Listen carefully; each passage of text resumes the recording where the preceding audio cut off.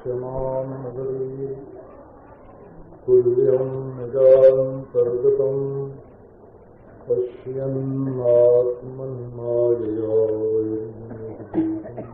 यथा निद्रया यस्साक्षात् कुरुते प्रबोधसमये स्वात्मानमेवाद्वयम् तस्मै श्रीगुरुमूर्तये नमः श्रीदक्षिणामूर्तये शिक्षा सर्वागमानां निखिलजनमनः पावनीकादीक्षा स्वस्था सर्वात्मदृष्टिर्निरवधिकरुणा किं नु वात्सल्यवृष्टिः निष्ठा ब्रह्मात्मविद्या द्युतिदलिततमस्तोम विद्वन्मणीनाम्। भगवान श्री कृष्ण ने उग्रसेन को फिर से राज्य दे दिया। कंस ने उनके खास बेटे ने छीन लिया था और भगवान श्री कृष्ण ने दे दिया और हाथ जोड़ जोड़कर बोले, महाराज आप प्रजा का शासन कीजिए। जजाति के साथ से जदुवंशियों को राज्यासन पर बैठना उचित नहीं है, परंतु मैं आपका सेवक आपके सामने रहूंगा, साथ रहूंगा।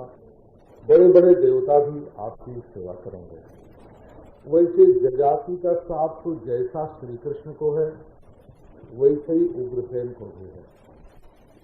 एक ही वंश में, दोनों जजाति के ही वंश में पैदा हुए हैं, तो इसका ये अर्थ नहीं है कि श्री कृष्ण राज्य सिंहासन पर नहीं बैठ सकते और उग्रसेन बैठ सकते हैं। बैठ सकते हैं तो दोनों और नहीं बैठ सकते हैं तो दोनों। परंतु भगवान श्री कृष्ण ने ये कहा कि जब मैं आपका सेवक हूं तो जजाति का साथ न हमको लगेगा न आपको, और आप पूर्व सिद्ध राजा हैं, आप बैठ जाइए राज्य पर। मूल में ये नहीं है, यहाँ अस्मादि पद का अर्थ है तुमको भी और हमको भी, दोनों के लिए साथ है। तो इसके बाद कंस के डर से जो जदुवंशी इधर उधर चले गए थे उन सबको बुलाए करके ले आए और बड़े आदर के साथ उनको आश्वासन देकर बचाया, क्योंकि परदेश में उनको बहुत कष्ट हुआ था। और उनको खूब धन दिया, उनको मकान बनवा दिया और श्री कृष्ण संकर्षण की भुजा से गुप्त होकर वे आनंद से रहने लगे और उनको कोई चिंता नहीं। एक बात मथुरा में भगवान श्री कृष्ण ने विशेष कर दी। वो क्या विशेष कर दी? महाराज उनके शरीर में से कुछ ऐसी तन्मात्रा निकलती थी, सबके शरीर में से एक मंडल निकलता है, वो किसी के 4 फुट के भीतर जल्दी नहीं जाना चाहिए, नहीं तो उसकी तन्मात्राओं का अपने शरीर पर प्रभाव पड़ता है। तो श्री कृष्ण के शरीर में से महाराज कुछ ऐसी रोशनी निकलती थी कि जो लोग दूर से भी उनके मुखारबिंद को देख लेते थे, नित्य परमानंद श्रीमत सदय स्मित वीक्षण, सो महाराज बुढ़े लोग भी जवान हो जाए और उनके शरीर में बल और ओज आ जाए। कोई ऐसा रसायन श्री कृष्ण ने अपने शरीर में ले लिया था कि वो खुद तो जवान रहें, उनके संपर्क से दूसरे लोग भी जवान हो जाएं। तुरंतो क्षैर मुकुंदस्य मुखाम्बुज सुधाम मुहुः तत्र प्रवयसो प्रियासन जुबानोति बलौजसः। बुढ़े भी हो गए, जवान, बड़े बली। प्रकार 64 कला का अर्थ है विश्व सृष्टि में जितनी कला है सब 64 दिन में उन्होंने, मानी बहुत ही थोड़े दिनों में उन्होंने प्राप्त कर ली। अब महाराज उनकी महिमा तो देख ही रहे थे गुरु जी, जब उन्होंने कहा कि महाराज अब आप गुरु दक्षिणा के लिए बताओ, गुरु दक्षिणयाचार्यम छंदयामास नृतो। पहले यही रीति थी कि गुरु से पूछा जाता था कि महाराज आपको क्या दक्षिणा दें, आप कैसे संतुष्ट होंगे। तो महाराज पूछने पर ब्राह्मण देवता ने, सांदीपनि जी ने बताया, उनको तो सूझा ही नहीं कि हमको क्या चाहिए, इतने बड़े केले से क्या मांगे हैं। तो उन्होंने अपनी पत्नी को बुलाया कि देवी जी ये हमारे शिष्य कह रहे हैं कि क्या गुरु दक्षिणा दें। तो श्रीमती जी बड़ी बुद्धिमान, उन्होंने कहा हमारा जो पुत्र मर गया है समुद्र में, उसको इनसे मांगो, ले आकर के दे दें। तो महाराज लोग गए समुद्र के तट पर, राम और कृष्ण, और समुद्र ने कहा कि महाराज हम तो नहीं जानते हैं, उनके बच्चे को एक शंख यहाँ रहता है, शंखासुर पांचजन्य, सो आप उसको देख सकते हैं। अब तो उसको मारा भगवान ने, इसी बहाना बना के, झूठा निमित्त बना के। कोई काम करना होता है तो सच्चा झूठा दोनों ही प्रकार के निमित्त उसमें होते हैं। अब मरने पर वहाँ तो बालक मिला नहीं। तब महाराज जमपुरी गए, और जमपुरी में जमराज ने उनका खूब स्वागत सत्कार किया, पूजा पत्री की।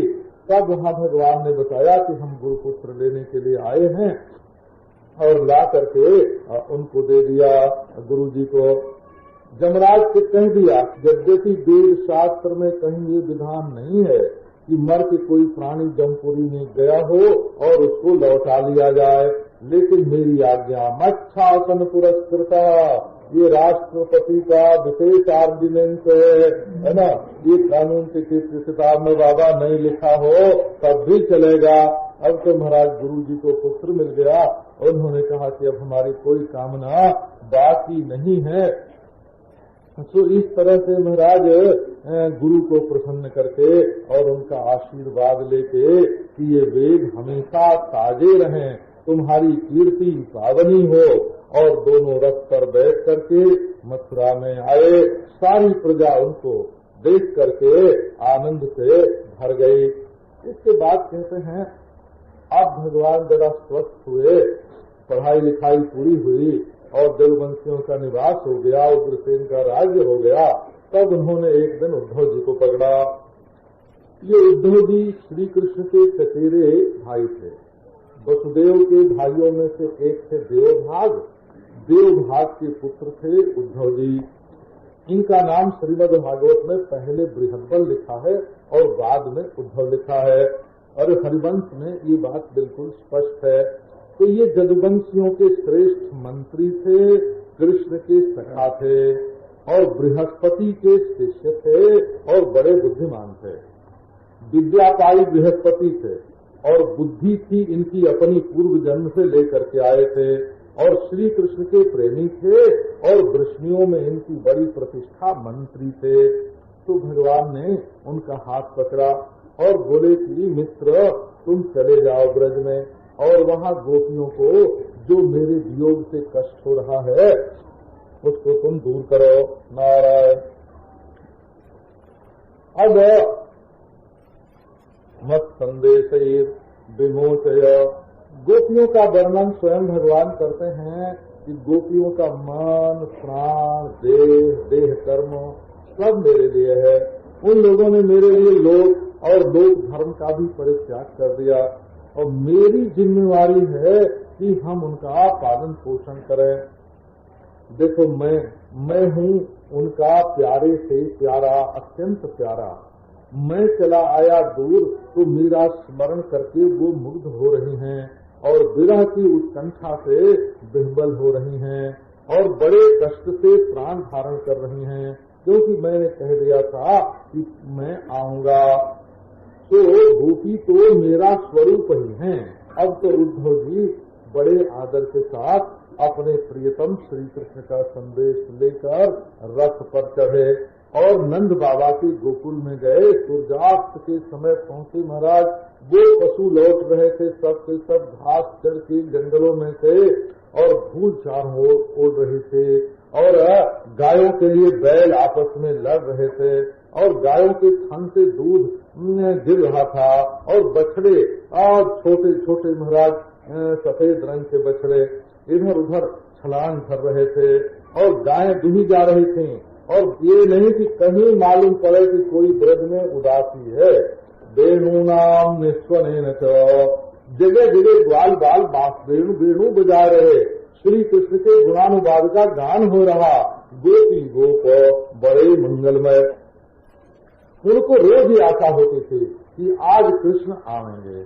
उनको कृष्ण पर अविश्वास कभी नहीं हुआ, उनकी आशा कभी नहीं टूटी। वो यही समझते थे आएंगे आएंगे आएंगे। विश्वास ही प्रेम का प्राण है। यदि विश्वास टूट जाए तो प्रेम टूट जाता है। ब्रजवासियों की विशेषता यही है कि श्री कृष्ण उनके यहाँ भले न आए, लेकिन उनकी आशा, उनका विश्वास कभी नहीं टूट सकता। वो ये नहीं सोच सकते कि श्री कृष्ण धोखेबाज हैं। वो यही सोच सकते हैं कि कोई ऐसा कारण पड़ गया कि हमको तो अपना घर का समझ के उपेक्षा कर दे, और उन जरूरी कामों को निपटा रहे हैं। वे जरूर जरूर आवेंगे, ये उनका विश्वास था। तो महाराज एक बात और, ये ब्रजवासी लोग जो हैं वो कोई कर्मकांड से जुदा हो गए हों, टूट गए हों तो बात नहीं थी। क्योंकि कई लोग ऐसे होते हैं महाराज कि वैष्णव जहाँ हुए तो वहाँ जनेऊ तोड़ दिया, चोटी काट दी, देवी देवता की पूजा छोड़ दी, वो अनन्य फनन्य होके सब बिगाड़ देते हैं काम। ब्रजवासी जो थे वो बिल्कुल डटे हुए थे। अग्निर्का तिथि गो विप्र पितृदेवार्चना अन्वितैहि धूप दीपैश्च माल्यैश्च गोपावासैर मनोरमम। गोपों के घर में, गोपों के जो घर थे उनमें अग्नि की पूजा, सूरज की पूजा, अतिथि की, गाय की, ब्राह्मण की, पितर की, देवता की पूजा घर घर में होती थी। और धूप दीप महाराज सब जगह, और बाला ऐसे ऐसे ग्वाल बालों के निवास स्थान उनसे बड़ा सुंदर था। चारों ओर वन खिल रहे, पक्षी चहक रहे, हंस विचर रहे। अब महाराज नंद देव देखा कि उद्धव जी आए तो साक्षात कृष्ण ही आ गए। ये नहीं कि वे नहीं आए तो मुंह फेर के बैठ जाए। उनको तो ऐसा लगा कि साक्षात भगवान ही आ गए हैं। हम भागवत में जैसी ये लीला है वैसी आपको सुनाते हैं, क्योंकि पीछे की लीलाएं महाराज जो गढ़ी गई हैं वो तो 10 दिन चलती हैं और फिर मिट जाती हैं। देखो तुलसीदास ने जो गा दिया, जो सूरदास ने गा दिया, जो अष्टछाप के महात्माओं ने गा दिया, वो हमेशा रहेगा। वो हजारों वर्ष तक चलता रहेगा। और बीच में है ना, बीच में कितनी इधर उधर की बातें आई वो सब छूट जाती हैं। तो बोझतम नंद बाबा ने ये आपको सुनाते हैं। ब्रज में उद्धव जी का जो फजीताबाद के लोगों ने किया है वो तो हुआ नहीं, वो सब भागवत में नहीं है। आप ये देखो कि उद्धव जी को ज्ञान जब भगवान श्री कृष्ण ने जाते समय दिया, लीला संवरण करते समय, तब उद्धव जी को ज्ञान हुआ कि जब वो ब्रज में थे तब ज्ञानी होकर ब्रज में गए। असल में ज्ञान तो उद्धव जी को तब हुआ जब भगवान ने स्वधाम गमन के समय उनको उपदेश किया। उसके पहले तो उनको परोक्ष ज्ञान रहा होगा, शास्त्र ज्ञान रहा होगा, और कोई ज्ञान का अभिमान रहा होगा, ऐसा भी कह सकते हैं। वो गोपियों के पास लेकर के वो गए थे, सच्चा ज्ञान तो अभी उद्धव जी को था ही नहीं। तो उनको बहुत बढ़िया भोजन कराया और उनको सोने की सेज पर सुलाया और उनके पांव दबा करके उनके श्रम का निवारण किया। और बाद में नंद जी ने पूछा कि वसुदेव जी अच्छे, ये नहीं कि पहले कृष्ण को पूछें, बिल्कुल कायदे से पूछा कि वसुदेव जी तो अच्छे हैं और उनके सब साथी ठीक हैं, श्री कृष्ण कभी हमारा स्मरण करते हैं कि नहीं? ये हम उनकी माँ है, माँ को तो याद करते होंगे, सखाओं को याद करते होंगे, ये गोप हैं और ये ब्रज है जिसके स्वामी वे, और गौएं, वृंदावन, गिरिराज। क्या उद्धव जी सब कृष्ण को भूल गए?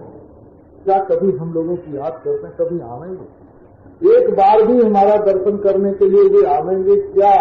क्योंकि उन्होंने कहा है मैं आऊंगा, ये तो कहा ही नहीं कि तुम लोग कभी कभी आ जाना। तो हम इसी आशा में हैं बैठे हुए, एक बार भी हमको देखने के लिए आवेंगे? आ जाएंगे तो हम उनके मुखारविंद का दर्शन करेंगे।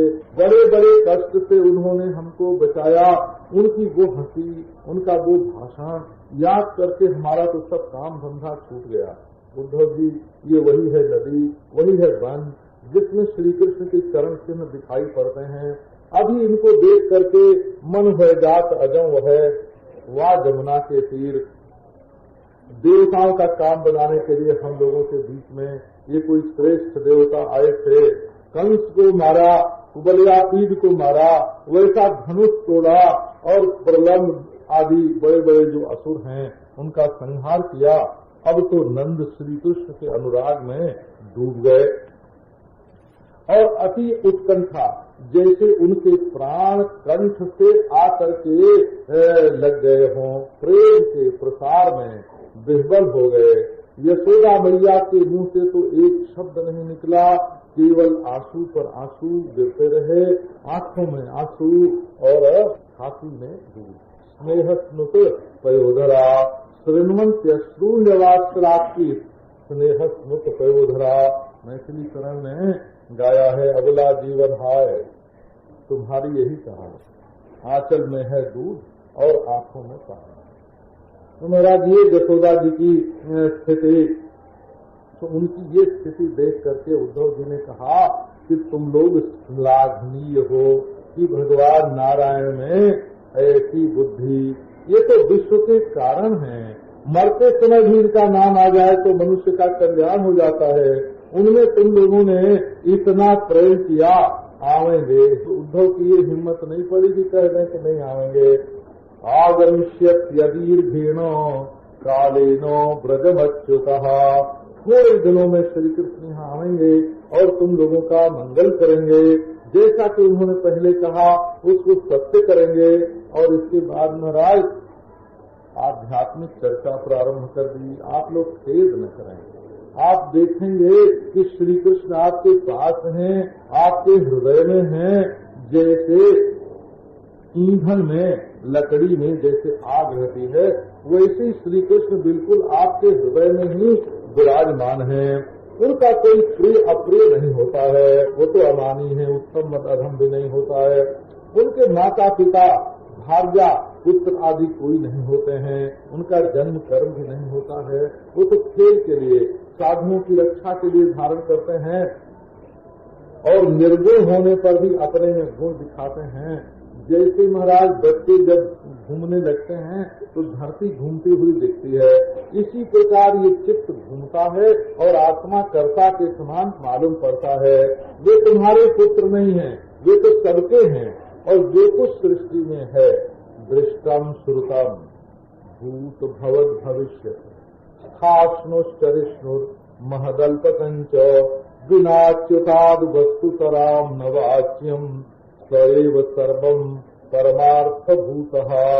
जो कुछ देखने में आता है, सुनने में आता है, हुआ, हो रहा है, होगा, जो कुछ जड़ चेतन है, छोटा बड़ा है, वो सब कृष्ण का स्वरूप है। परमार्थतः कृष्ण के सिवाय दूसरी कोई वस्तु नहीं है, वही सब है।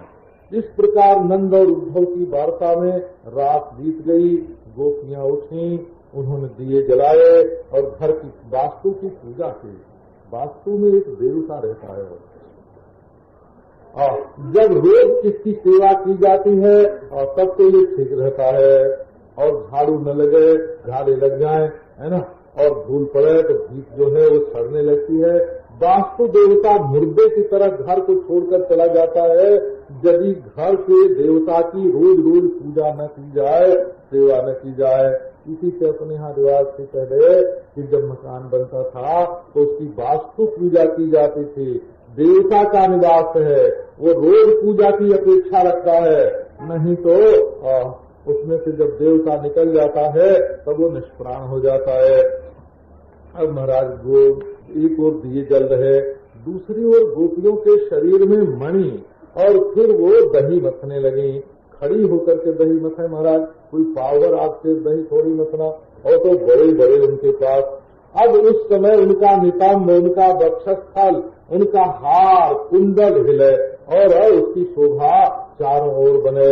जिस समय ब्रजांगनाएं अरविंद लोचन भगवान का गान करने लगती थी, उनकी वो प्रेम भरी ध्वनि आसमान में भाग जाती थी और दही के मंथन का शब्द, इससे महाराज दिशाओं का अमंगल दूर हो जाता था। कहते हैं कि अब भी यदि कोई कान लगा के प्रेम से सुने तो गोपियों के दही मंथन का जो शब्द था वो दिशाओं में भरा हुआ है, वो सुनाई पड़ेगा हो मन एकाग्र होने पर।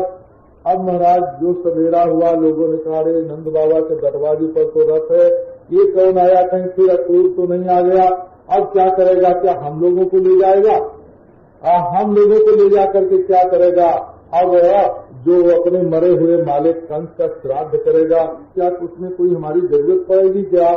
अब महाराज सुखदेव जी कहते हैं कि उद्धव जी को देख करके गोपियां वैसे लंबी लंबी बाहें और वैसे कमल सरीखे नेत्र, पीताम्बर धारी, पुष्कर माली, मंद मंद मुस्कान उनके मुख पर, वो भी मुस्कुरा गए।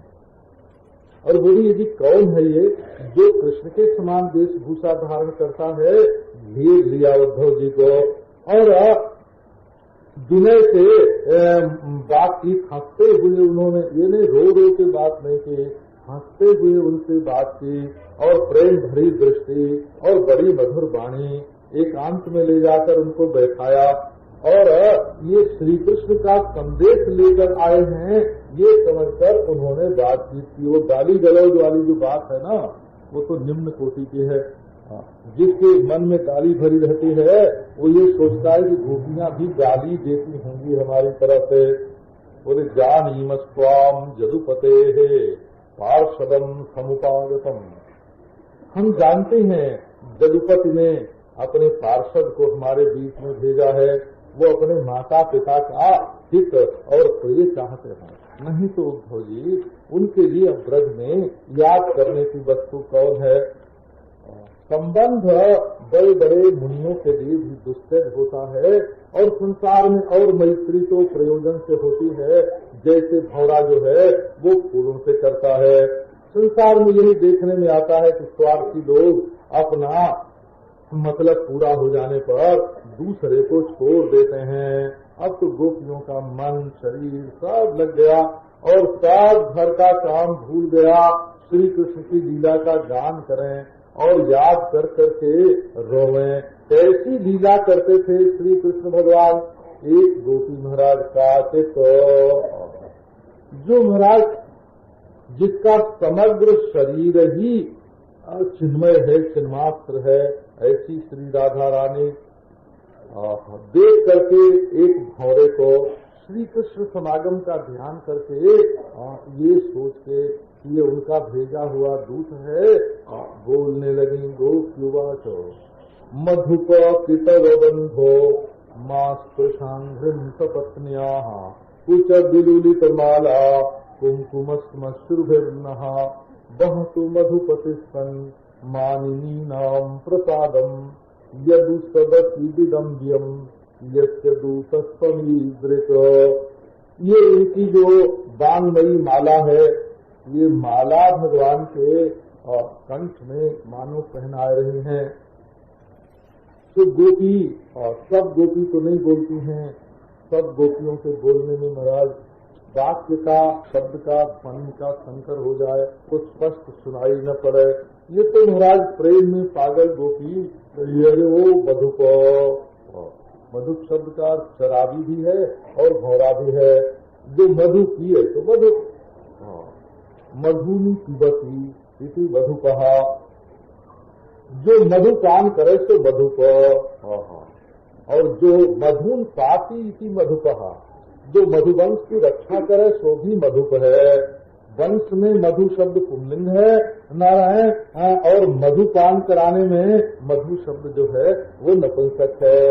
करे वो शराबी, अरे वो कपटी के पितल के बंधु, मत छुए तो हमें, क्योंकि हमारी सौत के वक्षस्थल की जो माला है उसका कुमकुम तेरी दाढ़ी में लगा हुआ है।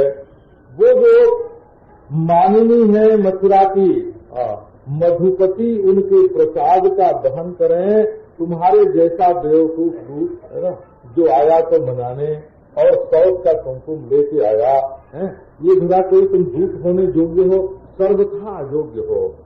उसने केवल एक बार और केवल एक बार अपनी मोहनी अधर सुधा का पान हमको कराया था, और उसके बाद जैसे भंवरे फूल को छोड़कर चले जाते हैं वैसे हमको छोड़कर चला गया। तुम और वो दोनों एक। पता नहीं ये लक्ष्मी उनके चरणों की पूजा कैसे करती है। हाँ, मान लिया उसकी बातें जो हैं वो बड़ी मीठी होती हैं। अपिबत हृत चेता उत्तम श्लोक जल्पैहि, निश्चय ही उत्तम श्लोक की बातों में आकर के लक्ष्मी का चित्त अपहृत हो गया होगा, इसी से उनकी सेवा करते हैं। अरे वो सडंगरे, संस्कृत भाषा में 6 पांव वाले को सडंगरी कहते हैं। अरे वो भौरे तेरे 6 पांव हैं। 6 पांव है तो अच्छा है, अच्छा काहे को है। पशु के 4 पांव होते हैं और थोड़े तेरे 6 हैं, तो व्यवहा पशु हुआ न तू। पशु का व्यवहापन तुम्हारे अंदर है। क्यों? हम लोगों के तो कोई न घर न द्वार, और तू आ करके जदुवंशियों का गान करता है, जदुपति का गान करता है हमारे सामने। भाग जा यहाँ से और जा, जो उनके गले लगते हैं उनके सामने उनकी लीला सुनाओ। क्षपित कुचरुजस्ते कल्पयंती इष्टमिष्टाः, उनके हृदय का रोग उसने दूर कर दिया है, तो वो तुम्हें जो चाहिए सो देंगे। संसार में ऐसी कौन स्त्री है जो उसके लिए स्वर्ग में, मर्त में, पाताल में दुर्लभ हो। अरे वो तो बड़ा कपटी है नारायण, उसकी मुस्कान ही बड़ी सुंदर है, भौहें बड़ी अच्छी चलती हैं।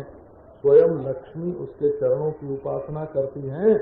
हम क्या हैं? ये तो जो हमको मनाने के लिए भेजा है तुम्हें, तो ये तो हमको गरीब समझ करके, दुखी हमारे ऊपर कृपा करके भेजा है। ये कोई प्रेम थोड़ी है। अपिच कृपण पक्षे उत्तम श्लोक शब्द। लोग कहते हैं कि श्री कृष्ण बड़े उत्तम श्लोक हैं, जिनका यश बड़ा उत्तम है। उत्तम श्लोको जस्य अथवा उत्तम श्लोक्यते इति, ऐसे बड़े महाराज बड़े यशस्वी हैं श्री कृष्ण। परंतु नहीं, ये जो दीन है, हीन है, गरीब हैं, उनके लिए ये उत्तम श्लोक होंगे। हमारे लिए तो क्या है? तुम छोड़ो, हमारे पांव पर अपना सिर मत रखो, हमारी चापलूसी मत करो। हम जानते हैं कि तुमको बहुत चापलूसी करनी आती है और कृष्ण से सीख के आए हो।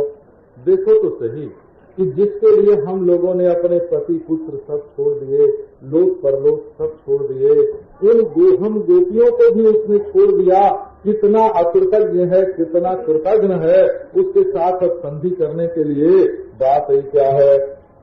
तो बाबा ये जो विरह होता है इसको बोलते हैं कि ये सूर्य के समान होता है।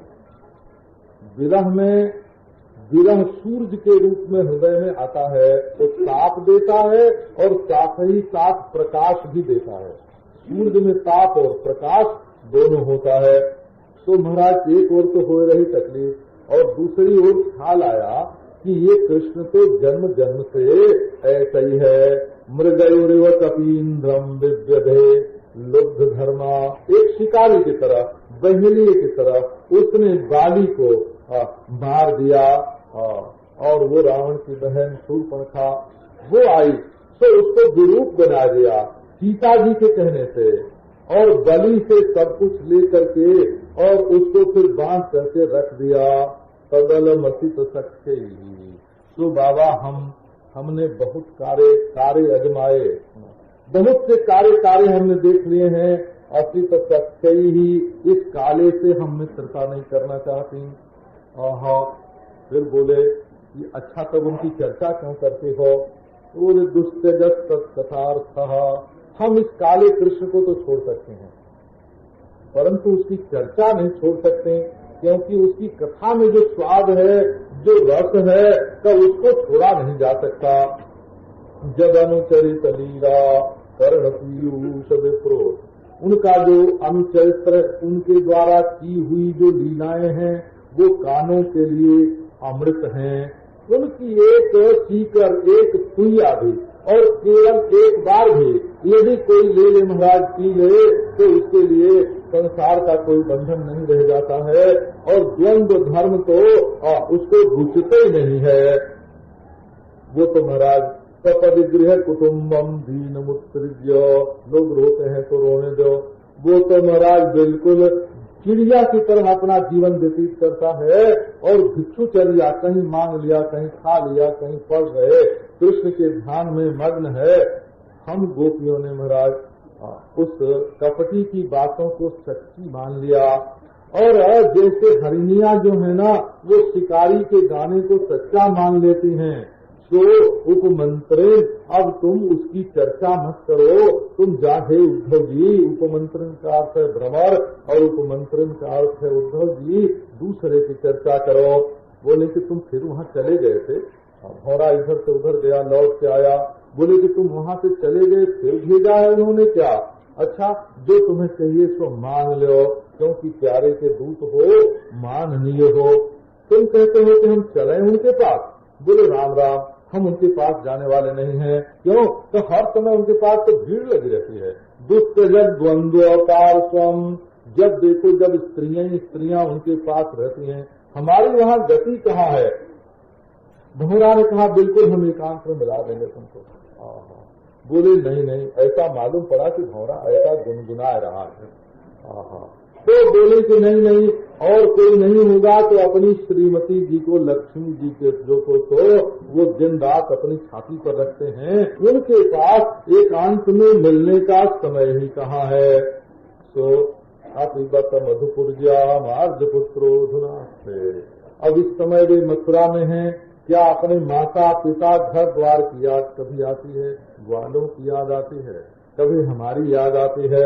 भुजमधुर सुगंधम, गोपियां बात करते करते बड़े आवेश में बात कर रहे हैं। पगली सी हो गई थी, फिर ध्यान आया, अरे राम राम, तुम्हारा तो स्वागत सत्कार हमको करना चाहिए, उनके भेजे हुए आए हो। ये बताओ कि कभी हमारे प्यारे आवेंगे और अपनी भुजा जिसमें से अगर का सुगंध निकलता रहता है, क्या हमारे सिर पर कभी रखेंगे? उद्धव जी ने देखा कि गोपियों के हृदय में श्री कृष्ण के दर्शन की ऐसी लालसा है, तो प्यारे श्री कृष्ण का संदेश देने लगे। बोले गोपियों, श्री कृष्ण के प्रति तुम्हारा मन इतना अर्पित हो गया, ऐसा लग गया, ओहो तुम तो पूर्ण हो, तुम तो लोक पूजित हो। बड़े बड़े दान, व्रत, जप, तप, स्वाध्याय, संयम और साधनों के द्वारा श्री कृष्ण का प्रेम प्राप्त किया जाता है, परंतु तुम लोगों को तो वो प्रेम मिला ही नहीं, बल्कि तुम लोगों ने श्री कृष्ण की एक अनोखी भक्ति का मार्ग प्रचलित कर दिया। गौड़ेश्वर संप्रदाय में इस श्लोक को बहुत पकड़ते हैं। भक्ति प्रवर्तिता दृष्टिया मुनीनाम अपि दुर्लभा। अरे गोपियों, तुम लोगों ने अनुत्तम भक्ति भगवान के प्रति प्रवर्तित की, चलाई। ऐसी भक्ति तो बड़े बड़े मुनियों के लिए भी दुर्लभ है। माने भक्ति संप्रदाय की आचार्या गोपियों तुम लोग हो, बड़े बड़े ऋषि मुनि नहीं। तो सब कुछ छोड़ करके तुमने श्री कृष्ण परम पुरुष को वरण किया, तुम्हें सर्वात्म भाव की प्राप्ति हो गई। ये तो हमारे ऊपर बड़ा भारी अनुग्रह किया। भगवान के प्रति कैसा प्रेम होता है ये तुमने दिखाया हमको। विरहेण महाभागा महान में अनुग्रह कृतः। तुम लोगों का ये जो विरह है ये हमारे सामने प्रकट हो गया। इसने हमारे ऊपर बड़ी कृपा करी, अनुग्रह किया कि हम समझ तो गए ना कि भगवान से कैसा प्रेम होता है। तो अब सुनो तुम लोग, श्री कृष्ण का संदेश यही लेकर मैं आया हूँ। भगवान श्री कृष्ण ने कहा है कि हमारा और तुम्हारा वियोग कभी नहीं है, हम तुमको दोनों एक हैं। भला घड़े का मिट्टी से कहीं वियोग हो सकता है? वो तो मिट्टी की गोद में ही हमेशा रहता है ना। ये ही परमेश्वर का स्वरूप है। इसी प्रकार हम तुम्हारे मन प्राण भूत सर्व रूप में मैं ही रह रहा हूँ, अपने आप में, अपने आप से, अपने आप को ही मैं सृष्टि के रूप में प्रकट करता हूँ। और ये मेरी आत्म माया का अनुभव है जो प्रकट हो रहा है सृष्टि में। संपूर्ण अवस्थाओं से पृथक है ये आत्मा। और इंद्रियों से जितने विषय मालूम पड़ते हैं वो सब झूठे हैं। अपने इंद्रिय मन को निरुद्ध कर लेने पर परमात्मा का दर्शन होता है। सारे वेद शास्त्र सांख्य योग सबका अभिप्राय है जैसे सब नदियां जाके समुद्र में मिलती हैं, ऐसे ही महाराज जहाँ मन शांत हुआ कि उस शांत मन का जो दृष्टा है वो परमात्मा का स्वरूप है। केवल अविद्या के कारण ही उसमें परिच्छिन्नता और पृथकता भासती है। यदि अविद्या दूर हो गई तो जो निद्रा का साक्षी है वही संपूर्ण विश्व का महाप्रलय का भी साक्षी है और वही परमात्मा है। अब तुम कहती हो कि कृष्ण हमसे दूर हैं, तो ठीक है, शरीर से तो हम दूर हैं लेकिन आंखों से भी दूर हैं, लेकिन तुम्हारे मन से दूर नहीं है, क्योंकि मन में मेरा निरंतर चिंतन होता रहता है। दूर रहने पर प्रियतम से मन जितना चिंतन करता है उतना निकट रहने पर नहीं। ये स्त्री का स्वभाव है। स्त्री नाम च न तथा चेतः सन्निकृष्टे क्षगोचरे। पास जो सामने उपस्थित होगा उसका चिंतन नहीं होगा, जो दूर होगा उसका चिंतन होगा। तो तुम लोग अपने मन को मुझ में लगा दो और मुझे प्राप्त हो जाओ। देखो रास लीला में जो गोपियां नहीं आ सकी थी वो तो मुझे प्राप्त हो गई। अब देखो ये रहा संदेश। इसका अर्थ तो महाराज भिन्न भिन्न संप्रदायों में भिन्न भिन्न रीति से किया हुआ है।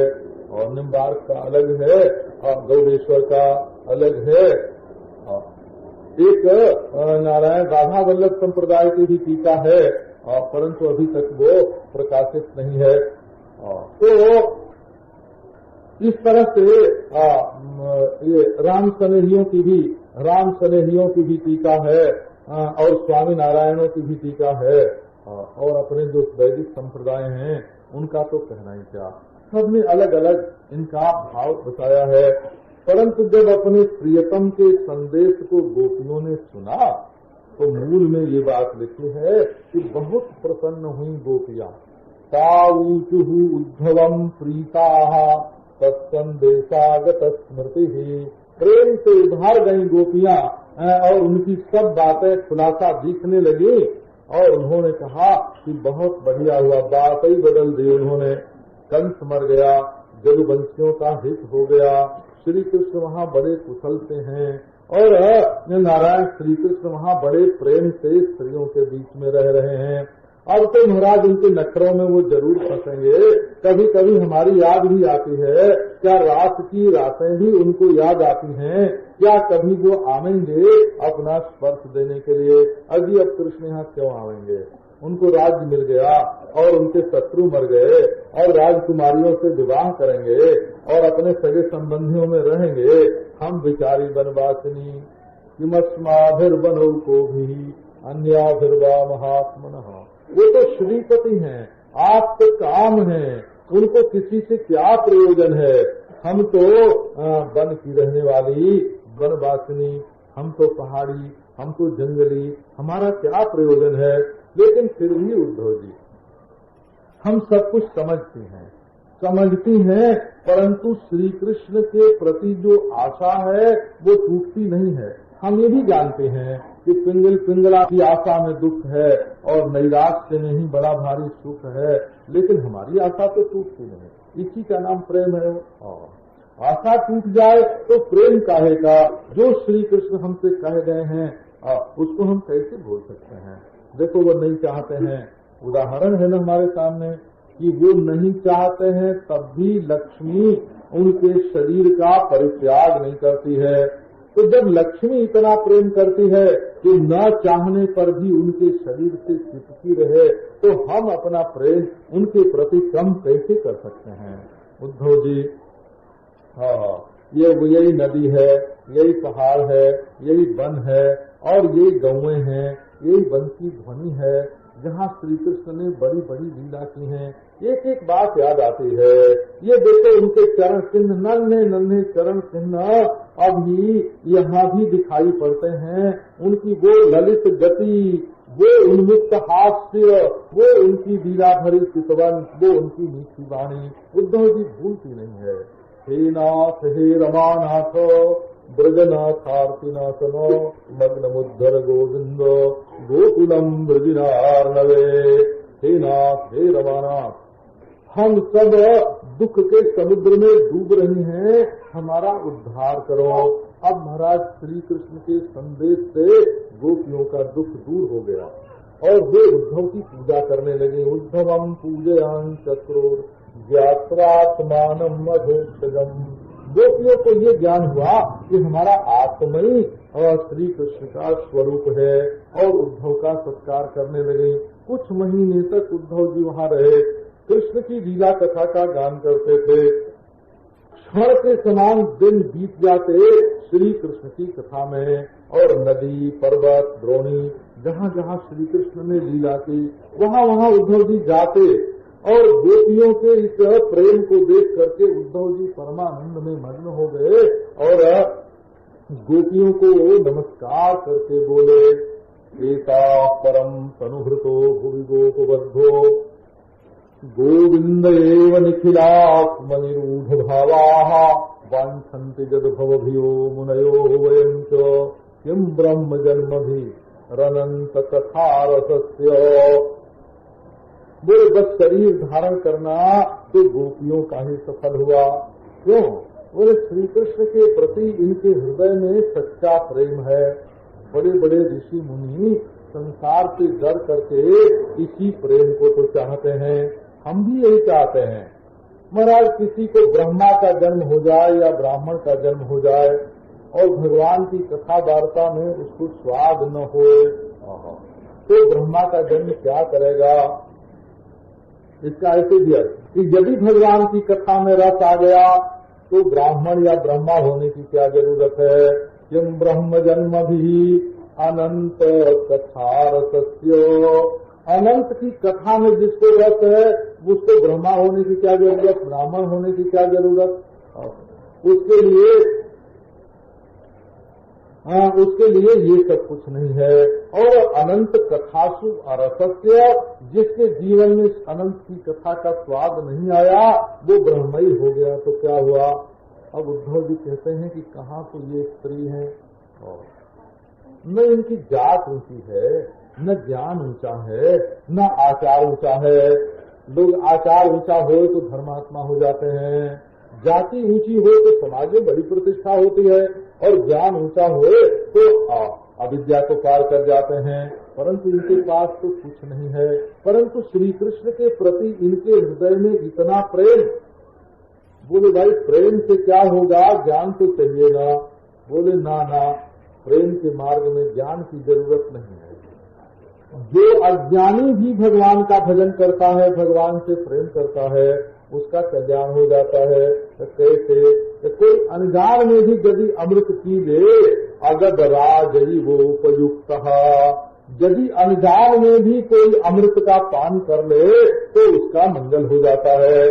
तो यदि अनजान में भी कोई कृष्ण से प्रेम कर ले, इसी के लिए तो अवतार लेकर के आए हैं। ज्ञान से कल्याण तो हमेशा होता है, भगवान का अवतार हो कि न हो, ज्ञान तो जब होगा जब कल्याण हो जाएगा। लेकिन बिना ज्ञान के भी कल्याण हो जाए, इसी के लिए तो भगवान ने अवतार धारण किया है। ये कृपा प्रसाद जो गोपियों को मिला वो विश्व सृष्टि में लक्ष्मी आदि किसी को नहीं मिला। उद्धव जी ने कहा इनके चरणों की रेणु, इनके चरणों की धूल जिन चीजों पर पड़ती है वृंदावन में, उनमें से मैं कुछ हो जाऊं, झाड़ी हो जाऊं, लता हो जाऊं, औषधि हो जाऊं। तो देखो ना गोपियों के अंदर क्या विशेषता है कि इन्होंने अपने दुष्त्यज स्वजन और आर्य पथ का भी परित्याग कर दिया। और श्रुतियां भी जिनके चरणों की पद्धति ढूंढती रहती हैं, उनका इन्होंने भजन किया। भगवान श्री कृष्ण के चरणारविंद को इन्होंने अपने हृदय में रखा, हृदय पर रखा, ऊपर रखा, भीतर नहीं, बाहर रखा, और इनके सारे पाप ताप मिट गए। और वो तो बड़े बड़े जोगेश्वरों के लिए भी दुर्लभ हैं। वंदे नंदव्रज स्त्रीणाम पादरेणुम अभिक्षसः यासाम हरिकथोद्गीतम पुनाति भुवनत्रयम, पुनाति भुवनत्रयम। ये नंद बाबा के ब्रज में रहने वाली जो गोपी हैं, उनकी चरण धूलि को हम हमेशा अपने सिर पर धारण करते हैं। क्यों? तो इनके संबंध से जो भगवान की कथा हुई गाई गई वो त्रिलोकी को पवित्र करती है। वंदे नंद ब्रज स्त्रीणाम। आपके ध्यान में ये बात होगी कि कोई कहे कि हे भगवान हमको दर्शन दे दो, तो अपनी आंखों का सुख चाहता है। कोई कहता है हमारी छाती से लग जाओ, तो स्पर्श का सुख चाहता है। कोई कहता है कुछ बोल के बताओ, तो कानों का सुख चाहता है। लेकिन जो चाहता है केवल भगवान के चरणारविंद की रज रेणु, न वो शब्द चाहता है, न स्पर्श, न रूप, न रस, गंध, वो कितना महाराज निस्वार्थ है और सच्चा प्रेम उसके हृदय में उदय हो रहा है। अब तो महाराज गोपी जसोदा सबसे अनुमति लेकर के उद्धव जी जाने को तैयार हुए। उद्धव जी ने कहा कि गोपियों, एक बात है, तुम कहो तो आज ही हम श्री कृष्ण को पकड़ करके ले आवें, मथुरा जाएं और वहां से उनको पकड़ के ले आवे और तुम्हारा सारा दुख दूर हो जाएगा। गोपी ने कहा कि नहीं उद्धव जी ऐसा मत करना। तो क्यों? बोले त्यान्न सौख्यम यदपि बलवत गोष्ठम आपसे मुकुंदे यद्यल्पापि क्षतिरुदयते तस्य मागाप कदापि। उनके आने से हमको सुख मिलेगा, बड़ा भारी सुख मिलेगा, हमको मिलेगा, ये ठीक है। परंतु यहाँ आने से यदि उनकी कोई रत्ती भर भी हानि होती हो, उनके कार्यक्रम में बाधा पड़ती हो, तो प्रेम इसके लिए इजाजत नहीं देता। मागाप कदापि, वो हम लोगों के बीच में कभी नहीं आवे। हम ऐसे ही उनके विरह में रह करके मर जाएंगे, परंतु हमारी वजह से उनके सुख में, उनके काम में किसी प्रकार की बाधा न पड़े। तो ये गोपियों का प्रेम देख करके महाराज व्याकुल हो गए श्री उद्धव जी महाराज, और उन्होंने जसोदा नंद गोपी सबसे सलाह करे और जब जाने के लिए निकले तो नंद आदि भिन्न भिन्न प्रकार की सामग्री दे करके उनके पास आए। ये हमारे लाला की बांसुरी है, ये माखन मिश्री ले जाए करके खिलाना, ये फूल उसको बहुत पसंद था, ये फल बहुत पसंद था। महाराज सब वृंदावन की भिन्न भिन्न वस्तुएं ला करके उन्होंने उद्धव जी को दी और बड़े अनुराग से आंखों में आंसू भर करके बोले, मनसो वृत्तयो नस्यु कृष्ण पादाम्बुजाश्रया। ये ब्रजवासियों की अभिलाषा है। बातो विधायिनीर्नाम नाम कायस्तत्रवणादिषु कर्मभिर्भ्राम्यमाणानाम यत्र क्वापीश्वरेच्छया मंगलाचरितैर्दानैर् मतिर्न कृष्ण ईश्वरे। हमारे मन की एक एक वृत्ति, सारी वृत्ति श्री कृष्ण चरण कमल के आश्रित रहें, बस उसी के आधार पर टिकी रहें। हमारी वाणी उनके नाम का उच्चारण करें और हमारा शरीर उनकी सेवा में लगा रहे। तो मुक्ति उक्ति की तो चाह नहीं है ना महाराज। जिनको अपना प्रियतम न मिले वो मुक्ति की इच्छा करे। संसार में जिसको सुख नहीं मालूम पड़ता, न दुख होता है, वैराग्य होता है, वो मुक्ति चाहता है। जो बिछुड़े हैं प्यारे से, भटकते दर बदर फिरते, हमारा यार है हममें, हमको बेकरारी क्या। तो बोले कि बाबा हमको नहीं चाहिए, हमको मुक्ति उक्ति नहीं चाहिए। तो तब क्या चाहिए? तो कर्म के अनुसार जहाँ कहीं जन्म होना हो वहाँ होए, हमारे कर्म रहे, उनका फल रहे, उनकी वजह से भटकना रहे और ईश्वर अपनी ईश्वरता से सब कुछ करता रहे। बस हम तो एक बात चाहते हैं, मंगलाचरितैर्दानैः मतिर्न कृष्ण ईश्वरे। हमने जो कुछ अब तक मंगलाचरण किया है, दान किया है, हमारी मति जो है इसी मति रूपकल किताब कृष्णा भगवती सात्वत पुंगवे भूमि, हमारी मति कृष्ण में लगे। बोले अरे भाई सब लोग चाहते हैं कि अपनी मति ईश्वर में लगे, अंत में ईश्वर का स्मरण आवे। तुम लोग कृष्ण में अपनी मति क्यों लगाना चाहते हो? तो बोलते मतिर न कृष्ण ईश्वरे, न ईश्वरे कृष्णे मतिरस्तु। हमारे ईश्वर तो यही कृष्ण है बाबा। यदि कृष्ण के सिवाय और कोई ईश्वर हो तो हम उस ईश्वर को नहीं जानते। हमारा परमेश्वर तो ये महाराज 3.5 हाथ का नन्हा मुन्ना, ये सांवरा सलोना, ये पीताम्बरधारी, ये मुरली मनोहर मंद मंद मुस्कुराता हुआ हमारा ईश्वर तो ये है। हम दूसरे ईश्वर को नहीं जानते। मतर्न कृष्ण ईश्वरे न ईश्वरे कृष्ण मतिरस्तु, हमारा ईश्वर तो यही है। दुनिया दूसरे को ईश्वर मानती हो तो माना करे। राम तुम मानव हो, ईश्वर नहीं हो क्या? तो मैं निरीश्वर हूँ, ईश्वर क्षमा करे। हमारा परमेश्वर तो राम है, राम के रूप में ईश्वर है। हमारा ईश्वर तो कृष्ण के रूप में हमारा ईश्वर है। यदि वो कृष्ण नहीं है बाबा तो हम किसी और ईश्वर को नहीं जानते, बस इतने जानते हैं। इस प्रकार महाराज गोपों ने श्री कृष्ण भक्ति के द्वारा उद्धव जी का आदर किया और उद्धव जी मथुरा में आए और आकर के बताया कि ब्रजवासी लोग उनसे कितना प्रेम करते हैं। जो भेंट पूजा आई थी सो दी महाराज। हे भगवान, उन्होंने तो महाराज कृष्ण से कहा कि कृष्ण भैया है ना, तुम इतने निष्ठुर हो, हमको मालूम नहीं। हमने तो ब्रज में जाकर के तुम्हारा वो नंगा स्वरूप देखा है कि इतना प्रेम करने वाले ब्रजवासियों के प्रति भी तुम इतने निष्ठुर हो सकते हो। कृष्ण ने कहा कि उद्धव जी, जो हमसे प्रेम करता है उसको हम क्षण भर के लिए भी नहीं छोड़ते हैं। देखो तो जरा हमारे शरीर की ओर देखो। तो जो उद्धव जी ने देखा कृष्ण की ओर तो रोम रोम प्रति गोपिका। देखते हैं तो जैसे गोपिका कृष्णमयी है वैसे कृष्ण भी गोपीमय हैं। बड़ा ही आनंद हुआ। अब एक अद्भुत कथा इसके बाद विचित्र आ गई। वो विचित्र कथा क्या है कि भगवान ने कुब्जा से वादा किया था ना मथुरा में प्रवेश करते सड़क पर, उसकी याद आ गई और बोले कि उद्धव जी आओ तुम हमारे साथ चलो।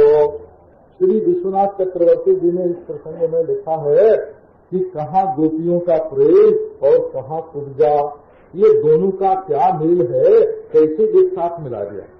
तो बोले कि भाई बात यह है कि उद्धव जी को ये बताना था कि श्री कृष्ण अपने से प्रेम करने वाले सकाम व्यक्ति की लालसा भी पूर्ण करते हैं।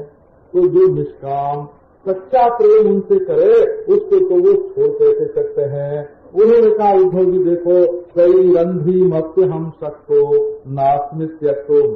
हे उद्धव जी देखो, हम इस कुब्जा को भी जब नहीं छोड़ सकते हैं तो इतनी प्रेमिका गोपियों के को कैसे छोड़ेंगे। ये जो लोगों के मन में कल्पना है कि कृष्ण ने गोपियों को छोड़ दिया, वो बिल्कुल गलत है। तो उस कल्पना को गलत सिद्ध करने के लिए उद्धव जी को लेकर के महाराज पहुंच गए कुब्जा के घर पे और उसने तो खूब स्वागत सत्कार किया। उद्धव जी आसन पर नहीं बैठे, उन्होंने आसन का स्पर्श किया और नीचे बैठ गए। और श्री कृष्ण तो जो महाराज उसने सज्जा बनवा रखी थी श्री कृष्ण के लिए, महाधन बहुत धन जिसमें लगा था, तो उस पर जा करके बैठ गए और उसने अपना श्रृंगार किया और वो उनके पास आई। सुखदेव जी महाराज ने कहा कि भाई ये कुब्जा की जो गतिमती है सो आदर करने योग्य तो नहीं है, ये भक्तों के लिए आदर्श नहीं है। शैलम कैवल्यनाथम तम प्राप्त दुष्प्रापम ईश्वरम अंगरागार पणे नाहो दुर्भगेदमयाचतो आहोष्यता मिह प्रेष्ठ। जो कैवल्य देने वाला प्रभु है बड़ा दुर्लभ, वो केवल अंगराग के अर्पण से प्राप्त हो गया। और ये बदकिस्मत औरत अपने घर में उनके आने पर ऐसी याचना करती है कि असल में दुराराध्यम समाराध्य विष्णु सर्वेश्वरेश्वरम जो गृणीते मनोग्राह्यम असत्वात् कुमनीष्यतौ। भगवान विष्णु दुराराध्य हैं, सर्वव्यापी सर्वेश्वरेश्वर। उनकी आराधना करके केवल अपने मन के लिए जो क्षणिक तृप्ति का वरदान मांगता है, तुच्छ वस्तु मांगता है, तो महाराज कुमनीषी है, दुर्बुद्धि है। नारायण इसके बाद भगवान श्री कृष्ण ने अक्रूर की याद की। अक्रूर से भी तो वादा किया था ना कि तुम्हारे घर में आएंगे। सो बलराम जी को और साथ लेकर के उद्धव जी के साथ उनके घर में गए। अक्रूर जी ने उनकी बड़ी भारी पूजा की। विधिवत आसन आइए महाराज विराजिए ये ही और आसन पर विराजमान करके और उनके चरणों को धोया और उस जल को अपने सिर पर धारण किया और दिव्य वस्त्र से, गंध से, माला से, उत्तम भूषण से उनकी पूजा की।